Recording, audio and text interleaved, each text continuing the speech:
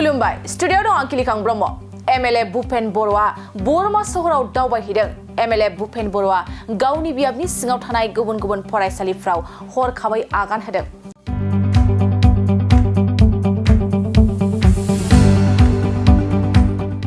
आगान होनायनि गेजेरजों बै फसंथानफोरनि थासारि आरो सोलिबाय थानाय माखासे जेंनाफोरखौबो मिथिना लायो एमएलए भुपेन बर'आ नंगौ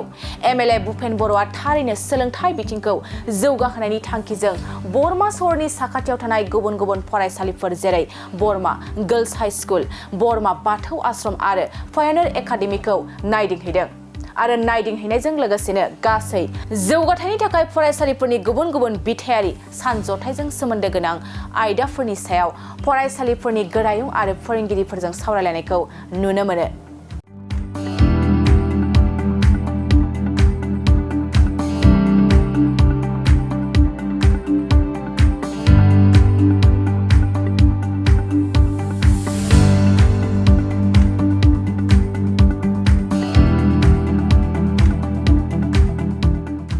गोजोनथाव खौरां क'क्राझार सहरनि जेदिर'जों नांजाबनाय गोजोनपुरी रयेल एनफिल्ड श'रुमनि गोजौआव थानाय सेन्ट्रेल भारत सेबक समाजजों गनायथि होजानाय आइएफए बीएम इन्स्टिट्युट अफ पेरामेडिक्सआ नोंथांमोननो लानानै फैदों देहा जोथोन लाखिनायनि माखासे आयदा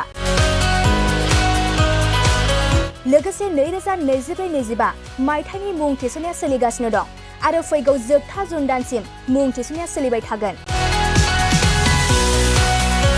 जिनै एबा एचएसनि उथ्रिसारनाय बिजाथि एबा फरायसाफोरा बे पेरामेडिक्सआव गावारि सोलोंथाइखौ लानो हागोन क'क्राझार सहरनि गोजोनपुरी एबा गांजिमा बाजारजों नांजाबनाय आइएफए बीएम इन्स्टिट्युट अफ पेरामेडिक्सआ नोंथांमोननि थाखाय गोदान मुं थिसननाय आयदाफोरा जाबाय